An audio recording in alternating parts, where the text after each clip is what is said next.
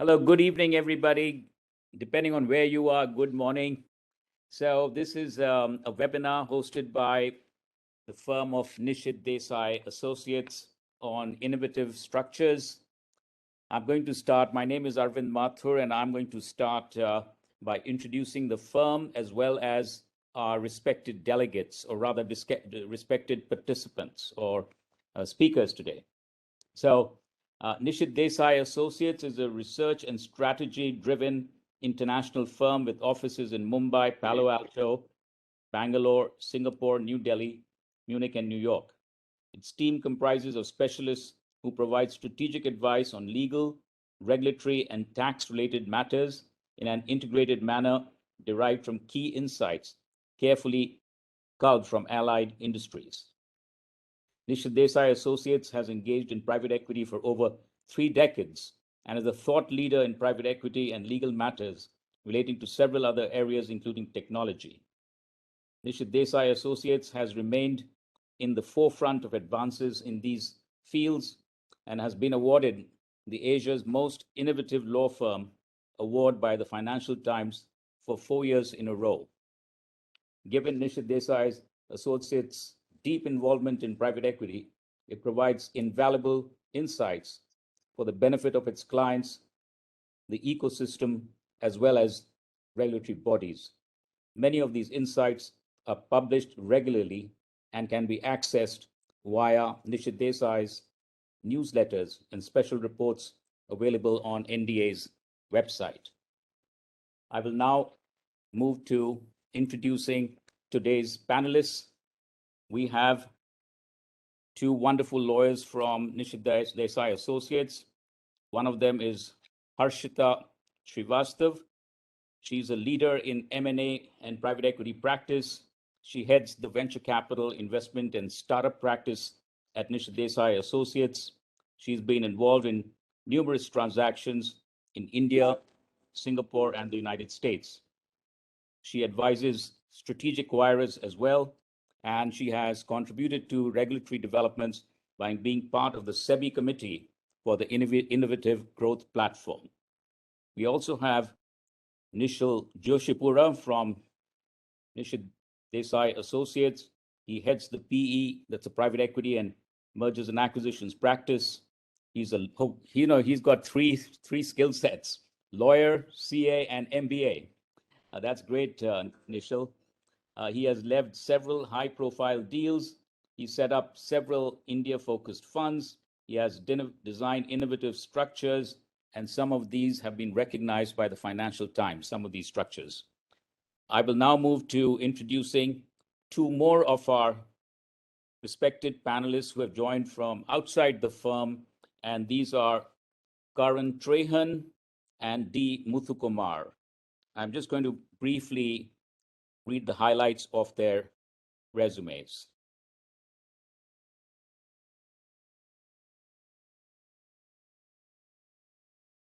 So Karan has been in the international finance domain for over 4 decades, and his career has spanned the World Bank, Goldman Sachs, and AllianceBernstein, where he was CEO of international business.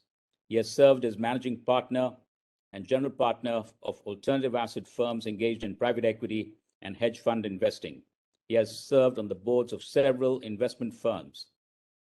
He graduated with an MBA from IMD Switzerland and has a Bachelor of Arts in Economics from Delhi University, India. Karan lives in New York City. We also have with us D. Muthu Kumar. So Muthu is, amongst the circles of his friends, people call him Muthu. So Muthu is, I first got to know Muthu because he was an executive committee member of IVCA. He has also been an ex-CFO of Renew Power, which recently did a SPAC, one of the most innovative SPAC transactions. Muthu was the Renew Power's India Chief Financial Officer since August 2019. He was responsible for executing Renew's inorganic and organic growth, working closely with business and functional leaders.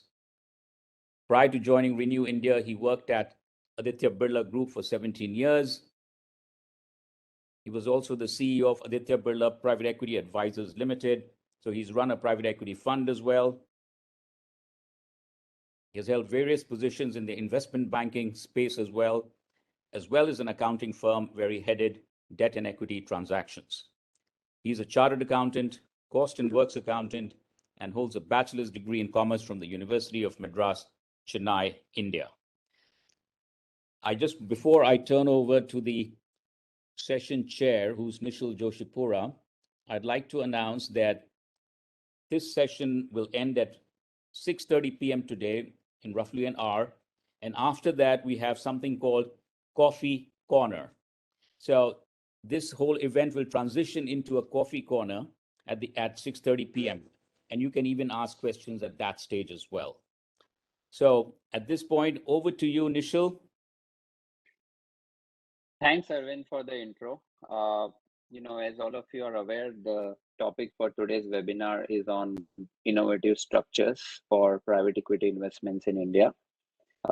As we all know, innovation is no longer a next practice or a best practice. It is a necessity for all the organizations in today's world. The best way to describe innovation, would be, if you are not innovative, it's like, running on a treadmill where you feel that you are running so much and achieving so much, but actually you're not moving forward. And being innovative is like, you are standing on an escalator, and without making any effort, you reach the top. So that's the difference between not being innovative and being innovative. And why this is important for this particular webinar is because as all of you who have been experienced investing in India, the Indian legal, regulatory, and tax regime are very complex. There is one thing that is written in the law, and at times there are situations where the regulators interpret the same law in a very different manner. And that is why the structures that we devise for our clients and for making these investments become very important. In fact, we get a lot of inquiries from our clients when they, finalize the commercials with the counterparties, but struggle to find a structure that can meet with the requirements of the commercials that have been negotiated. And that's the time when, we come into picture and we stitch the deal, through some innovative structure which works for the client. The definition of innovative structure has also changed over the decade in India. I think 10, 12 years back, complex structures were considered to be glamorous, and very innovative.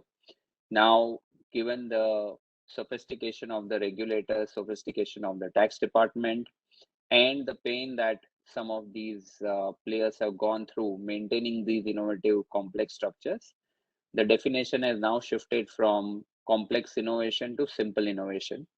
All clients now want simplicity when it comes to implementing the structure. So the task becomes all the more complicated because you have to actually simplify complexity through a structure that not just stands the test of time today, but for the next 8 to 10 years. So I think that's where the idea here is to discuss some of these innovative structures that have been implemented by our external panelists and by NDA. We will also share our experiences on some of the innovations that we have done, and hopefully that would be insightful for the audience. So let me start with Karan. Is Karan there on the call?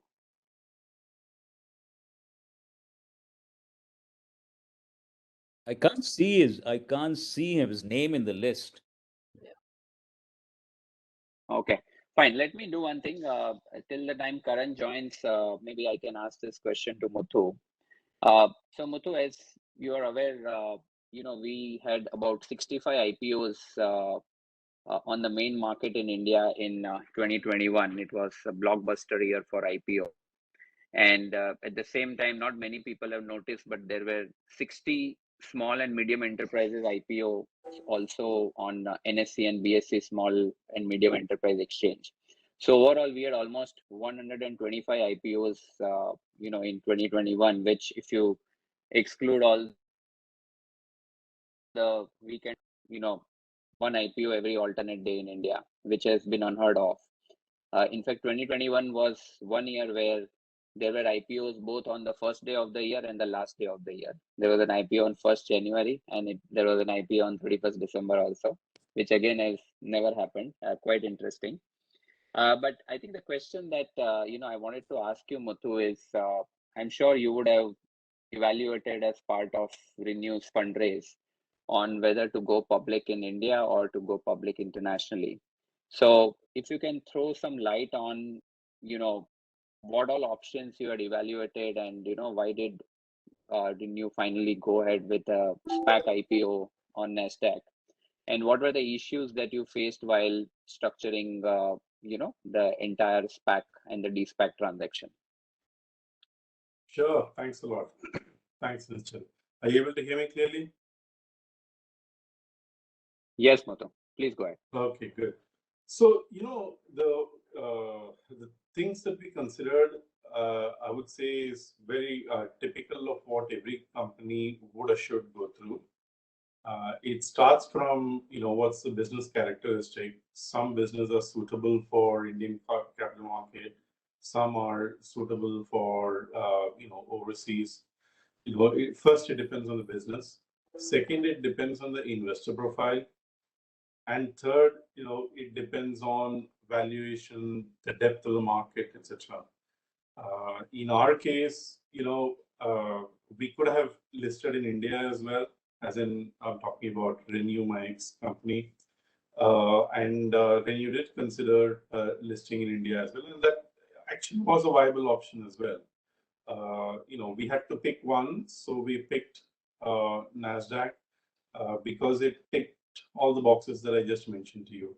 Most of the investors in the company were actually from outside India. The business required a lot of capital and often. So we needed a capital market which has the depth. And, Renew is in renewables business, which actually is,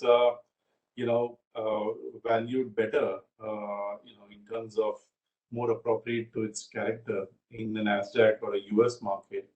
I would imagine India is still catching up on that front. It's possible that India would value renewable as another power company, whereas, there are a lot of ESG dedicated funds that come to the US capital market. So, it ticks all the boxes. It didn't tick one box though, which is the main box, which is we did not have a structure which is readily listable in NASDAQ. Basically, Indian shares cannot be listed outside India, as all of you know. So therefore, we needed to have a share outside India that could be listed in NASDAQ. So we needed to offshore the company structure, and that was done. And unless a company happens to have a structure which sort of gives that ready-made option, there is a lot of work that needs to be done around offshoring work, both from RBI angle as well as from tax angle. So basically, fundraising is an enabler for business strategy. Business strategy comes first, and like I mentioned, one needs to evaluate in detail which market fits better. Got it. Any other particular issue that you faced, while you are in the process of de-SPACing? Because what had happened is, from a SPAC market perspective, the last quarter of 2020 and the first quarter of 2021, if you take combined, that 6-month period, those were the best 6 months ever seen for the SPAC fundraise in the US. And in fact, more than $100 billion were raised in the first quarter of 2021 by US SPACs. And interestingly, immediately after that, sometime in post March 2021, There were three interesting developments that happened on account of which the SPAC that was arranged in the US somewhere, that pace was stalled by SEC. One reason was SEC came out with a press release on warrant being considered as a liability from an accounting perspective, which clearly resulted in the lot of accounting issues for some of these SPACs, and a lot of them had to restate their accounts and financial statements and resubmit it to SEC. The second issue that happened was SEC also issued guidance on the financial projections that were given by some of these target companies of the SPACs, which were overly estimated compared to what would have been reasonable. So in couple of instances, SEC also expressed its discomfort on the projections. And the third one was, in certain situations, the trading price of the SPAC itself was low after the de-SPAC transaction happened. So I think these were the three reasons why suddenly SPAC market kind of halted, and the numbers speak for themselves. If you, as I mentioned, the first quarter of 2021, 314 SPACs were raised in the US, and $100 billion was raised. And in the next 9 months, that is April 2021 to December 2021, 367 SPACs were raised with just $72 billion. So clearly, there was a huge gap in terms of the fundraise in the first quarter versus the rest of the 3 quarters. And, this became a concern, and, it kind of, reduced the attractiveness of SPACs, at least for the Indian businesses, who were looking at, a lot of unicorns were looking at listing, and they were exploring, like Muthu mentioned, whether to look at Indian markets or the foreign markets. And somehow by the time they started exploring, some of these developments had already happened, and the Indian IPO market also started doing well, in during the 3 quarters of 2021, when the SPAC market was down.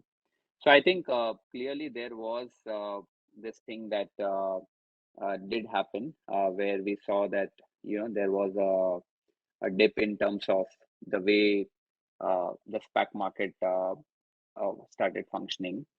Let me do one thing. One of our external panelists is trying to join in, so we'll wait for him to come. And he had actually raised a SPAC, so it would have been interesting to just understand from him the nitty-gritties and the current state of the SPAC market in the US.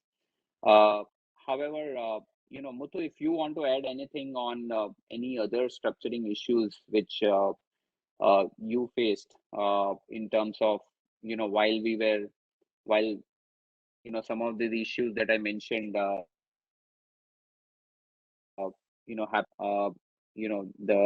de-SPAC transaction was happening. Did you face any challenges or hurdles at that time? Maybe if you want to just throw some light on that before we move on to the next topic. Yeah, sure, Nischal. Actually, you've raised a number of points and a number of issues, actually, in what you spoke just now. First, it all starts with evaluation phase by the company of which product to choose. While SPAC is actually deciding whom they want to buy, the company has been there and will be there. So therefore, the company has to make the choice of what they want to do in terms of the market. Whether they would like to go to the public market, they would like to stay with the private market, they would like to do a deal with strategic, and a lot of things come into play in making those decisions. And I mentioned some of them last time around. That is the evaluation phase. And once you have chosen the path, once you have chosen the market and the product, then comes actually the implementation.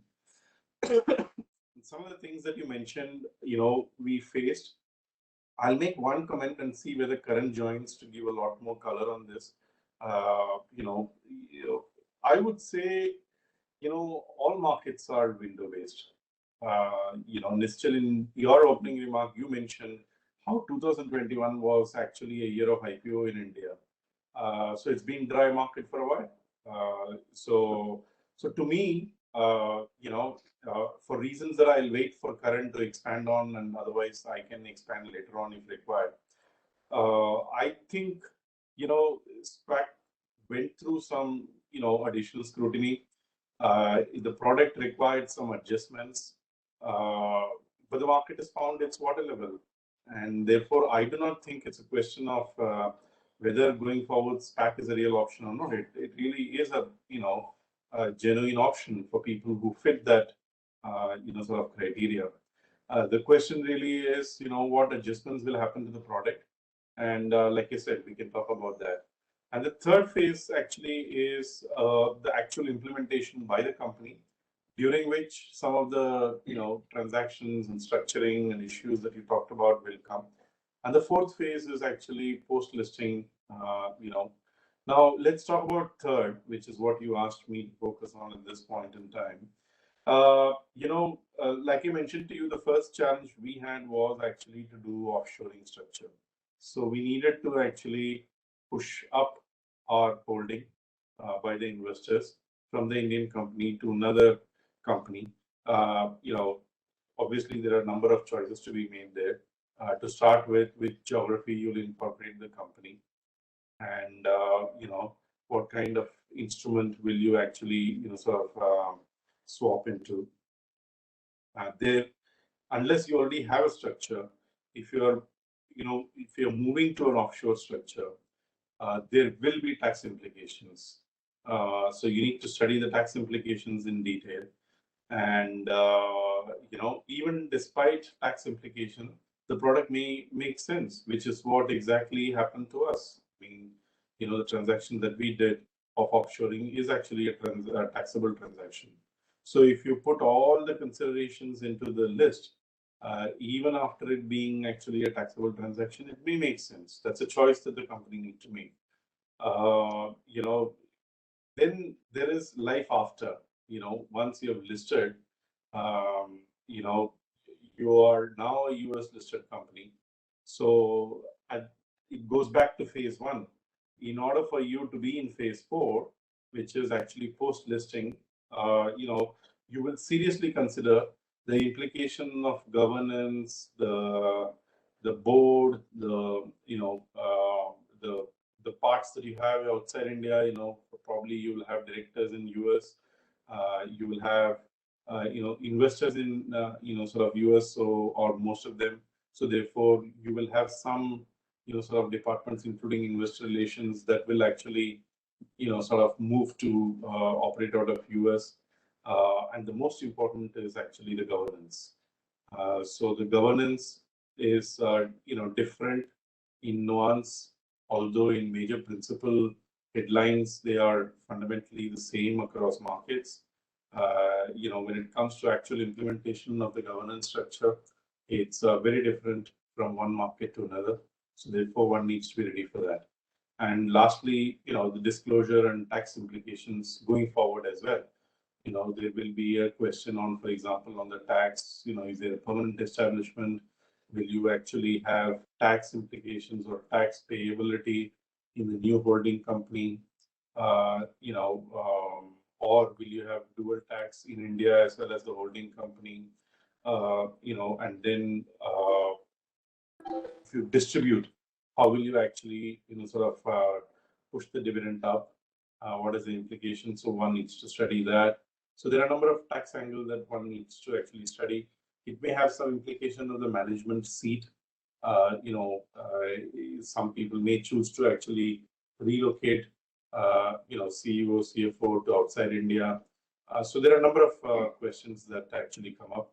On the reporting, US is flexible between IFRS and US GAAP. We chose IFRS because it suits us, because we issue a number of other debt instruments in various other markets. So for us to actually have IFRS will mean one unified book. We could actually avoid having one US GAAP for equity and IFRS for debt. So accounting, one needs to be ready. And all these things cost money on a yearly basis, so which is not insignificant. So the size of the company should also be. sort of something which actually can absorb all these costs. And on the cost itself, the SPAC itself is actually one of the costliest transactions in a product that you'll come across in the market. So, you will get valuation benefit because you're able to put the projections out. So therefore, on the basis of the projections, you're able to, sort of explain the underlying fundamental valuation to the potential investors. This is only public market instrument where people use projections, while even in the traditional IPO, technically there is no. New Par is speaking. As soon as he ends, I will inform the panel. Sorry, Arvind, can you put yourself on mute? Yeah. Sorry. Actually, just want to let you know that I've got Karan on my mobile phone, so you can address a question to Karan whenever you want to. And sure. His audio you'll be able to hear. In the meantime, I'm muting myself. Sure. Yeah. So, while there is a cost for SPAC, usually, the justification comes from the fact that if we are able to actually put the projections out, the investors are able to see the projections and make up their mind on the valuation. And, it's, by and large, will actually give you a better valuation than not giving projections. So, there is a cost for the SPAC and, there is a benefit. So you need to do the cost benefit analysis. And in the end, actually, you choose your product. And, sorry, let me stop here, Mr. I think Karan is there. So why don't you take it up? Sure. No, thanks, Muthu. Arvind, if you can just unmute yourself. So my next question is to Karan. And Karan, as we discussed, you have raised a SPAC and you also did the de-SPAC transaction by acquiring a German target in 2021. It would be good to hear from you on your experience with raising of the SPAC and the de-SPAC transaction, and how do you see the current state of the SPAC market in the US? So Karan, did you hear that question? Yes, I heard it, and sorry, I'm having login difficulties from New York, but can you all hear me okay now? Yes, we can. Okay. So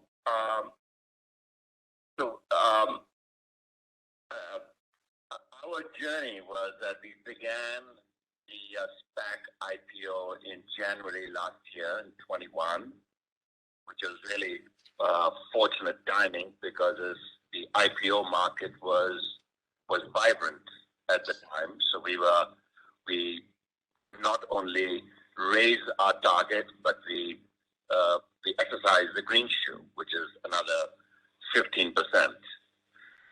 And so we raised the IPO, and then we were able to find a target company and de-SPAC in December. So all of this happened within the space of 11 months. But maybe the more important lesson here is to give you a sense of what the market was during 21 and where it is today. So I will just dial back a bit. As all of you probably know, in SPAC IPOs, it is very common. In fact, it's almost 100% of the time that the investors who come into the IPO are really financial investors, and let's call them hedge fund investors, who, for the most part, invest with the objective of making a return based on the money that is subsequently put in the trust, which is invested in really liquid U.S. instruments like treasuries. So they are doing so that they are getting a treasury return on the investment, and because the shares that they get in the IPO are typically accompanied by warrants, and it could be 2-to-1, or there's one warrant for every 2 shares, or 3-to-1, or 4-to-1. They then strip out the warrants and have if you will, a option on how the stock performs thereafter. So really, if you look at the history of SPAC investors going back, really it goes back more than 10 years, but let's say over 10 years, this return was in the range of 4% to 7%. This combination of investing in treasuries and performance of the warrants. So it was not a bad alternative to a money market investment. And I know a lot of players in the US who really manage very large portfolios based on this target yield. So that was the state of play of the IPO market. Of course, I would say in 2020 and 2021, these returns were even higher. They were no longer 5 to 7%, but they were 10 to 13% because the warrants were performing robustly. So it's no genius to do an IPO of a SPAC for a founder, for an issuer, because you can oversubscribe. In our case, we were oversubscribed 4 times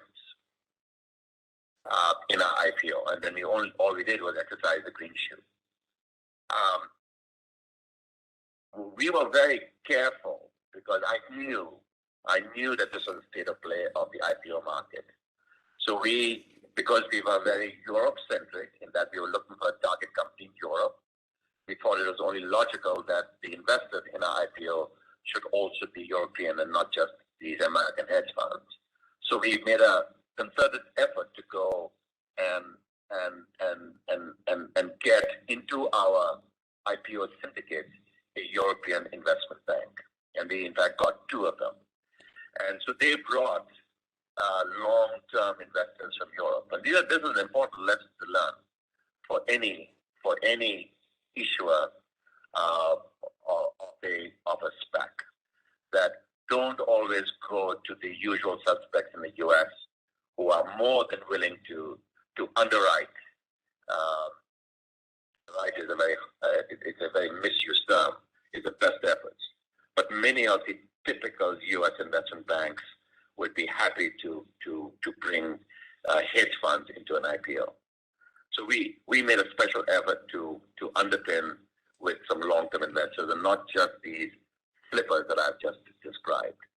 So that was the state of play in early 21, and the music began to stop, I'd say, in March, April 2021. Up to that time, there were record monthly issuances of SPACs in the US and listing on NASDAQ or NYSE.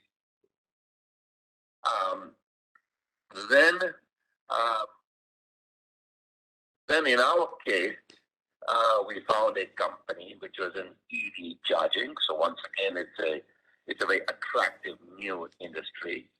A German company that had leading technology, and they had existing revenues.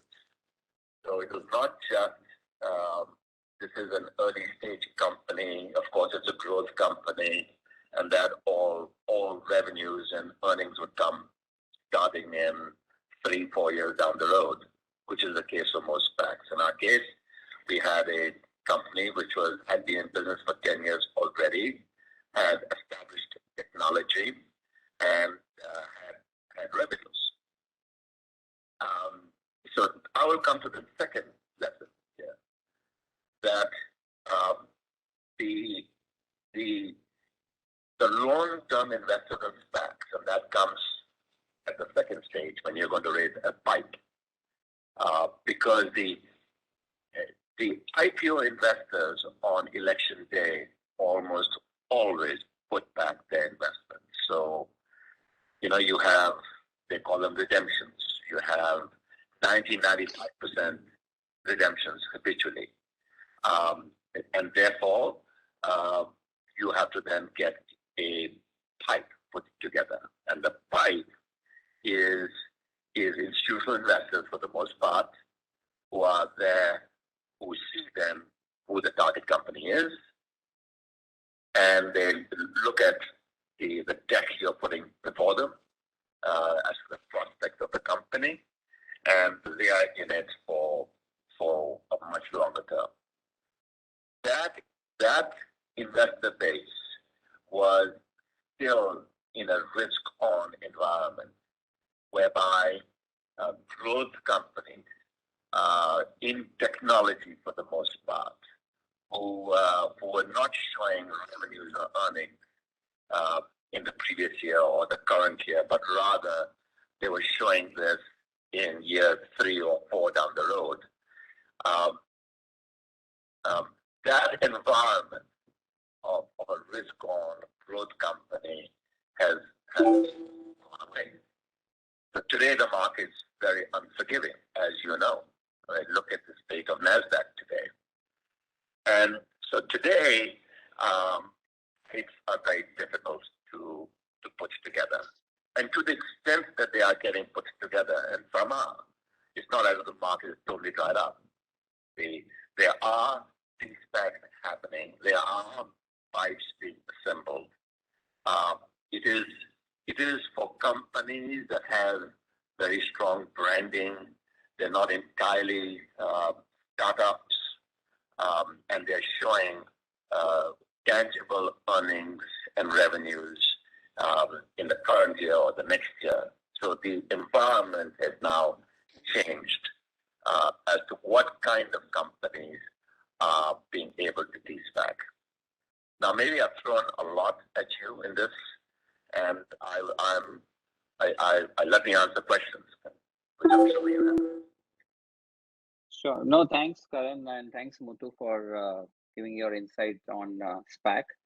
We'll be shifting gears from SPAC to non-SPAC innovative structures. And, before I move to Harshita, I just wanted to share a couple of structures on a no-name basis for which, we won the Most Innovative Transaction Award from Financial Times of London. So here was one interesting structure where there was a listed infrastructure company that approached us, and that company was not doing that great, and it needed funding to stay afloat. Now, the company already had a very high debt equity ratio, so there was no investor who was willing to put in pure equity in the company, given that the debt equity ratio was high and the company was also not doing well. So no investor wanted to take any equity risk on the company. At the same time, because the debt equity ratio was already very high, the company could not have borrowed any additional money because it would have crossed the threshold of debt equity ratio, and the existing lenders wouldn't have agreed. So the company was in a catch-22 situation where investors were not willing to take equity risk and company could not borrow debt. So how do you figure out a structure where the company can stay afloat?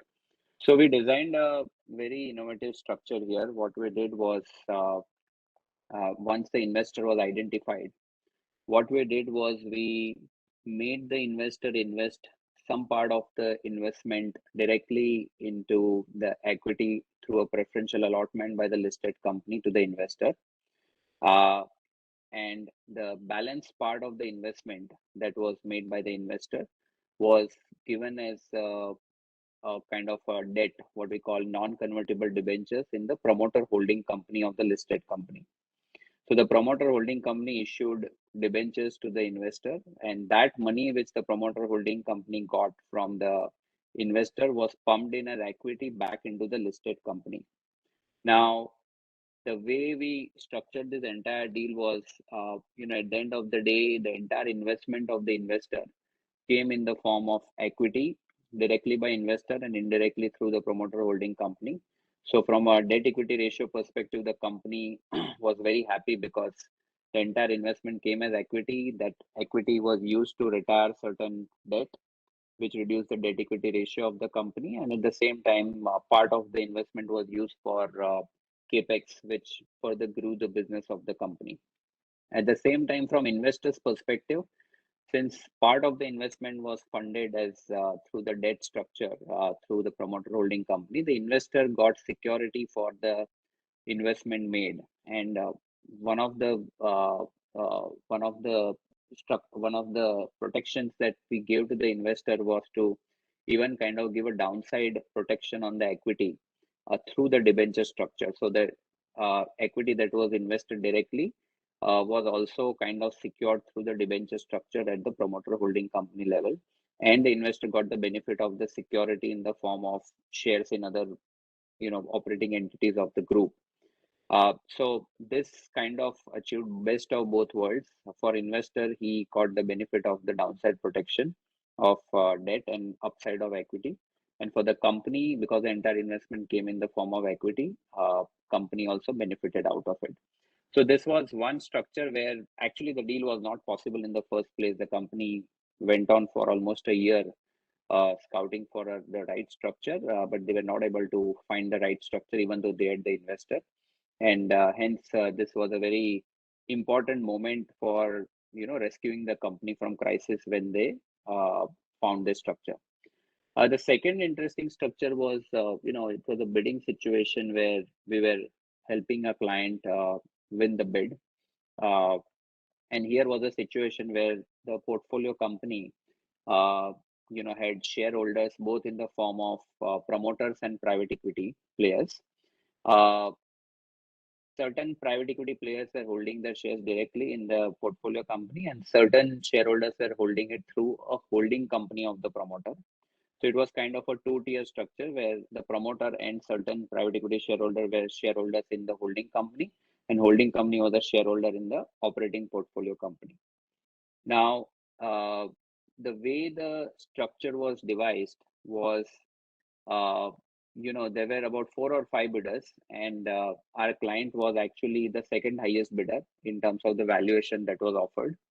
And the valuation was almost 300 to 400 crore rupees less than the highest bidder.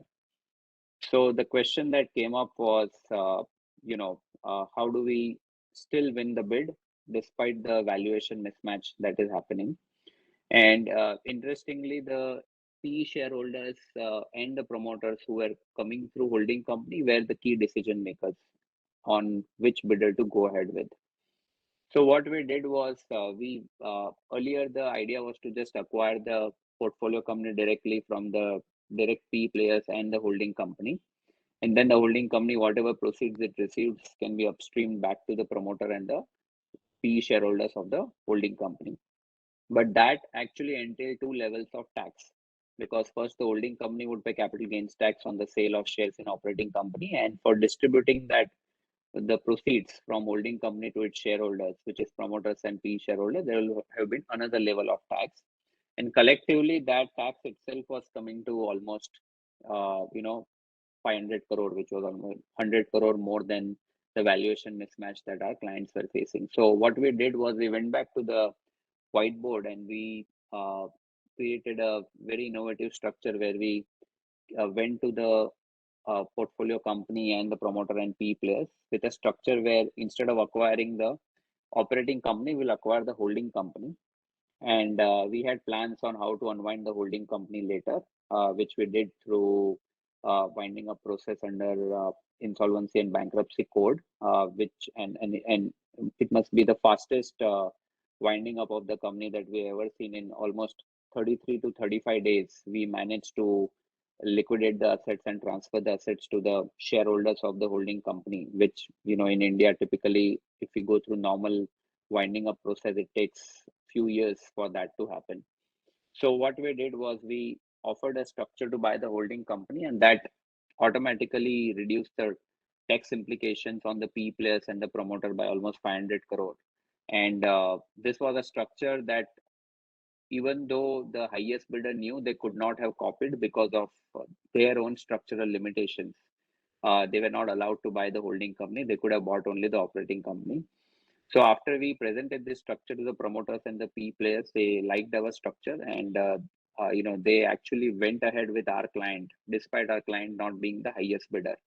So I think this was another interesting innovation that we did, where despite the client not quoting the highest for the bid, they still managed to win the bid because of the structuring that we did for the client. So I think with this, I would just want Harshita to come in here, and we have talked about the SPAC structures and other innovative structures on this panel, but at the same time, we all learn from our failures and mistakes. What would be helpful, Harshita, is if you can talk about some of the structuring blunders that some of the PE players have done while investing in India, where they had invested maybe 5-6 years back, and then suddenly they realized that, okay, we should have done this, and did not think through all the structures at the time when the structure was set up. If you can just throw light on that, Ashita. Sure. Thank you, Nishchal. So I think just before we speak about the structuring blunders that we have seen in our experience, or why some of these how some of these structures have failed, I think it's very important to analyze for ourselves as to what was it that was a missing step while the structures were being deliberated upon, which wasn't taken into account before these structures were implemented. So why did these blunders happen in the first place? Because possibly in our experience, when we look back at those transactions, I think every facet of the transaction, and particularly where cross-border structures are involved, were not analyzed properly. And taking a cue from my earlier speaker, Muthu, who was mentioning that the structuring of a transaction is influenced by a lot of factors. Technically, as we see, it could be influenced by a lot of tax as well as non-tax factors. So before commencing the act of structuring itself, and particularly in an international transaction, it is very important to understand the different applicable laws that surround that transaction, which could be domestic internal tax, international tax, non-tax factors like exchange control, political environment, investment incentive programs, etc. And most importantly is the interplay of these different applicable laws to different jurisdictions, especially when they're juxtaposed onto each other in a cross-border nature transaction. Now, sharing and going into some of the insights on structuring, disasters or fall-offs that we have seen in some of our transactions, I'll probably bucket it into three broad categories. One, where these issues or the problem stemmed out of the choice of entity. Two, where there were issues stemming out of the choice of jurisdiction. And three, where the issues stemmed out of a interpretation of law, if I can say, a convenient interpretation of law by the players involved. So going with the first bucket, which is choice of entity, which is some of the most commonly faced issues in some structures which have fallen off, and to give you some examples. So investor and a client of ours, we were speaking to them at the LOI stage where they were looking to take the FDI route. And their intent was to come in through an offshore jurisdiction and pick up capital instruments, which is equity or convertible instruments, at the time of making their first investment into India. Now, at the LOI stage itself and during the deliberations, it was ultimately what was agreed was that an OCRPS, or an optionally convertible instrument, would work better for the investee company. Now, that is an instrument we all know under the FDI policy is an instrument which cannot be picked up specifically under the FDI route. However, if we look at the choice of the investor company or the investor entity, had it been an FVCI entity, a lot of things could have simplified for the investor who was looking to invest into India. As an FVCI investor, you could have picked up on an optionally convertible instrument. Pricing guidelines wouldn't have been applicable, and so on and so forth. So again, the choice of entity, going back in terms of the entity that is investing in, becomes very important and relevant. And a long shot needs to be taken at the time of setting up that entity, which should meet not just the commercial objective at hand, but in the long term, if that entity serves the would serve the purpose of the investment. And to give you another example, there was an entity which was set up in India, an Indian company which one of our clients had set up in India. That Indian company was in turn making investments into another Indian company. So essentially, company A was set up in India, which was investing in company B. And the only business that company A had was to invest in company B and make money out of those investments. Now, the company A, which was only making investment or set up only to make investments, ran into an NBFC issue because the only income that it was generating was out of the assets or the shares held in another company, in the other company B. So again, the structure after they had made these investments, it was realized that they actually squarely covered themselves under the NBFC regulations, and hence they needed a registration with the RBI, which they did not procure. Another example, if I recollect on choice of entity again, was a client had set up an LLP entity in India. The entity also went in for an IA registration since it was operating and as an investment advisor. This was a time when foreign investment in LLPs was not permitted, and they went ahead with taking in foreign investment, sitting comfortably on it till it was discovered in a due diligence process that the foreign investment itself was something which was not permitted. Now, given that there was a lot of regulatory interface in different steps in this transaction, the company actually got the comfort that no one is picking on it, and so all is okay. So again, the best choice of entity, keeping in mind not just your short-term objectives, but a long, in terms of long run, will that entity serve the purpose, is very important when you're looking at setting up a structure in the first place. To give you an example in the second bucket, which is choice of jurisdiction. Now, Mauritius, as we all know, for example, was a preferred jurisdiction, particularly for making equity investments into India, and given the exemption from capital gains, which was which we had from the jurisdiction prior to 2017. Now, this client set up a vehicle in Mauritius, made equity investments into an Indian company, and all of this was prior to 2017. In 15-16, this investee company was in need of funds, and it needed debt in the nature of debt. So it reached out to its existing investors, one of them being this Mauritius entity. Now, if just to recollect, so prior to 2017, the income, the tax rate for interest on debentures was 40%, which made it highly inefficient for the Mauritian entity to invest in debt. Of course, things changed post 2017, and now you could go and take the route, which is, the tax rate is now 7.5%. But from a structure standpoint, when they were setting up this entity and choosing a jurisdiction like Mauritius, they should have thought about that the structure, is again not fulfilling a near-term objective, which is an equity investment. But will the structure be flexible enough to allow you to do a debt investment should there be a need to do that? So that was again not considered, and the structure obviously led itself to a little trouble, or rather the transaction led itself to a little trouble. The third, bucket, which is an interpretation of law issue. Again, a lot of times what we notice is that while the letter of the law is clear or at times ambiguous, the challenge we face is in terms of interpretation of the advice which is given to the clients while they're setting up or implementing their structures. So this client or this entity that we are talking about now was an FOCC entity in India, which was a foreign owned and controlled entity. And while, obviously the FDI policy accords certain flexibility to the FOCC entities in terms of choice of instrument and applicability of pricing guidelines, etc., there are certain compliances which are clearly built into the FDI policy for an FOCC to follow, which is in terms of reporting downstream investments, sectoral caps, etc. Now, this entity made downstream investments into India and did not comply with the FOCC specific guidelines. Appears like more like a compliance issue to be, to start with. But when the client was setting it up, setting up this FOCC, and the intent was to make downstream investments, their interpretation of the law was that the entity would be considered as an Indian company, and hence they will go ahead and make downstream investments without complying with the specific requirements which were built in for an FOCC. That's initial. Those are some of the structures that immediately come to my mind in terms of the common blunders that we've seen in the last few years when it comes to some of the structures opening up, or where the regulators have picked up on these structures and asked questions.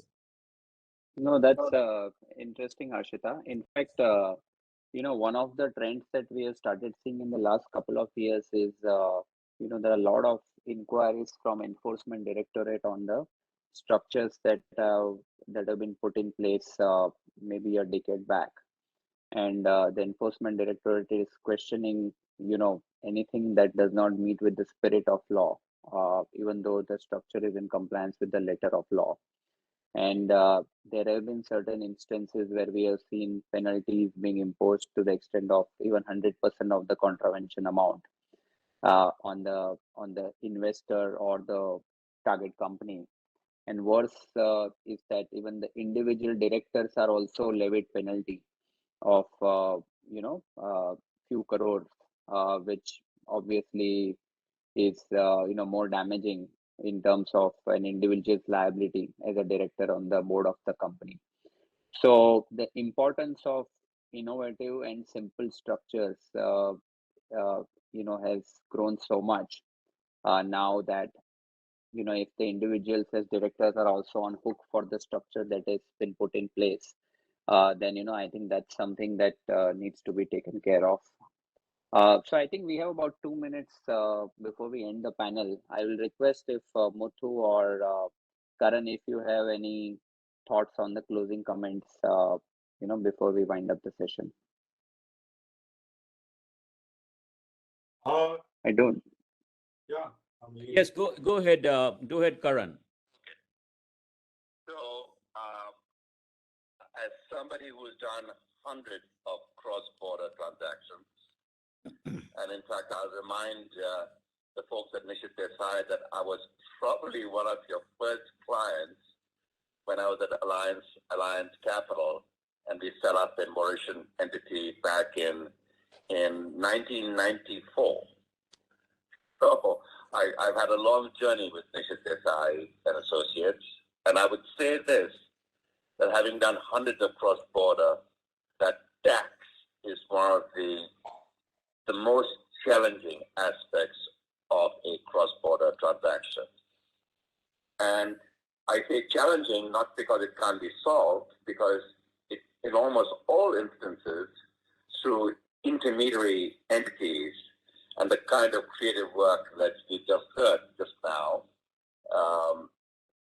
through that, these issues can be solved. But they are probably it's the hardest Gordian knot in a cross-border deal. So kudos to Nishith Desai for having done these creative transactions, and I, for one, have been a real beneficiary and an admirer of it. And that's it for me.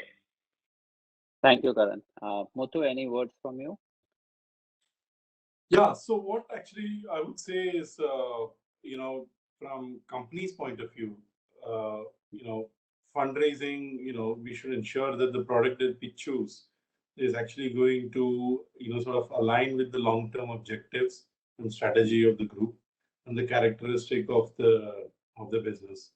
And in today's world where lots of options are there, on the one side the market is throwing up, on the other side regulations have been progressively getting relaxed. There are multitude of options, so we just need to fit the right. We should not let the tail wag the dog. Business strategy is important, growth is important. That is that is something that I would focus. So therefore spend a lot of time on evaluating what we described as a phase one when I spoke in the beginning, and find the best for the business, and the rest will, I guess, follow. Yep. So great. I think we already touched 6:30. Thanks to Muthu and Karan for joining us in this session, and thanks to all the participants for joining this session. Hope all of you found this session useful. And over to you, Arvind, for any further announcements. Yes, we have a coffee break now, a coffee corner session. But Nishith bhai, you want to speak Can something? I say a word of thanks to both Muthu and Karan for very generous words? Of course, thank you so much. Muthu, it was great pleasure working with you when we worked together on Renew transaction and we came closer. It was real pull-off, very good. And Karan, I don't know how to express my thanks and gratitude to you for coming over, even though there was some difficulty in joining. But it's almost like 3 decades, looks like to me, how time flies. And so many times I think we have had interactions, but eventually we found solution to a lot of problems. As Nishchal began, if I would just mention that innovation to us is finding solutions to a complex problem through unprecedented structure, And so I think it has been great pleasure innovating, because ultimately you want solution within four corners of law, and that is both legal, ethical, and also strategic. So thank you so much. I really appreciate your coming over, finding time to be with us, and most welcome. Thanks a lot. So hope to see you on a little bit of coffee, really in person as well. Thank you so much. Okay, everybody join the coffee corner. Now, the tech folks from Nishith Desai, can you please activate the coffee corner now? Everybody can join the coffee corner, online coffee corner, and the speakers can stay on just in case there's any question addressed to them. In case anybody wants to sign off, any speaker, they can sign off, but there will be a coffee corner. So, Mukesh, can you initiate the coffee corner now?